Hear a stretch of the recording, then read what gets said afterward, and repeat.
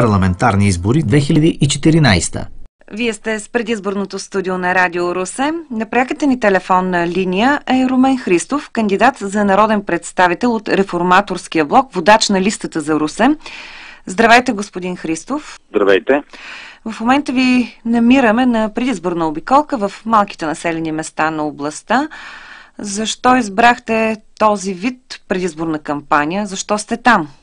Многократно съм заявявал, че за мен срещите очи в очи са най-важните, защото тогава чуваме проблемите на избирателите, проблемите на нашите съграждани, проблемите от региона.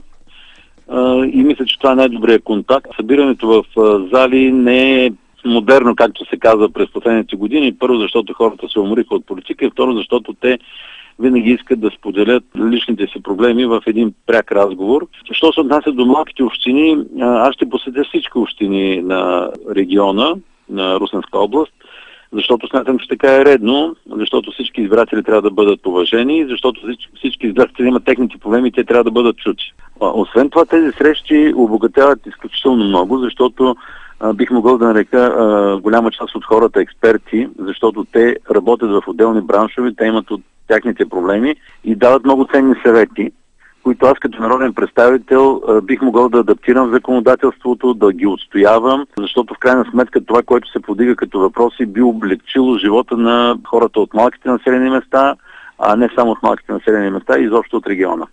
Кои от въпросите, които досега бяха поставени, конкретно най-често се дублират? Вие казахте вече, няколко от малките общини обиколихте. Кое най-често се поставя като въпрос до този момент?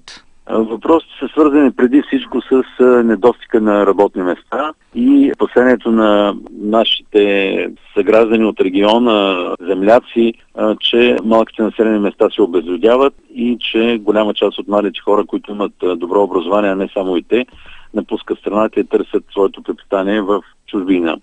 Освен проблемите, свързани с безработицата, има повдигнати въпроси от хора, които се занимават с бизнес. Примерно вчера в град Бяла при посещението на мелницата, която е една от сериозните мелници в региона и покрива нуждите на този регион с брашно, но освен това изнася, искам да подчертая, което е много добро и много похвално, изнасят в Германия, Австрия, дори и в Корея, Южна Корея. Беше повдигнат въпрос от управителя Точо Иванов, че би било добре за изсветляване на бранша данък добавена стойност за брашната да се премахне. Както знаят голяма част от хората, които се занимават с земеделие, ДДС за зърнените култури, за зърното беше премахнат, тъй като в крайна сметка данък добавена стойност е косвен данък и той се плаща от крайния потребител, и зърното и брашното са междинни продукти.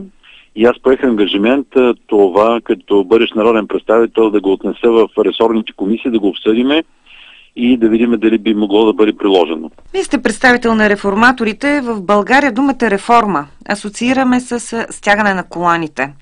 Има ли място за притеснения?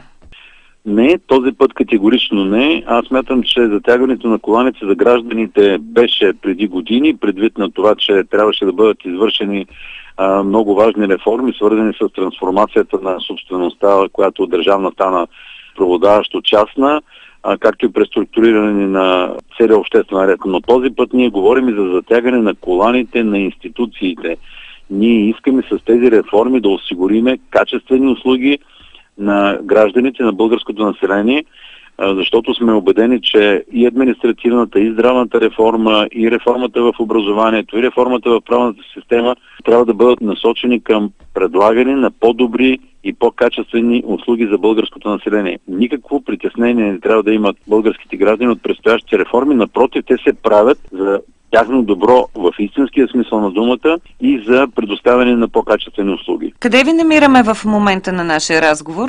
Аз съм в община Ценово, пътувам към една биволовъдна ферма, много модерна и много интересна. Там ми предстои посещение след малко, след което ще бъда в промишлена зона Русе в няколко предприятия и заминавам за срещи в Мартин и Сандрово. Много ми се иска в тези срещи да убедя хората, да ни повярват, да повярват на нас, реформаторите, че ние може да отстояваме тяхните интереси и поемам ангажимент като народен представител тези срещи да бъдат регулярни, не само преди избори. Това, което в момента си говорим и си обещаваме, ние да го изпълниме. Или голяма част от него, защото в крайна сметка решението няма да зависи само от нас, но голяма част от проблемите, които коментираме с българските граждани, да бъдат изпълнени от Реформаторския блок и лично от мен като народен представител от 19 МИР Русе. В този смисъл аз очаквам подкрепа на 5 октомври с бюлетина номер 7 за Реформаторския блок, за да решиме заедно натрупаните си проблеми през годините. Благодаря за този разговор. Благодаря и аз. Купуването и продаването на гласове е престъпление.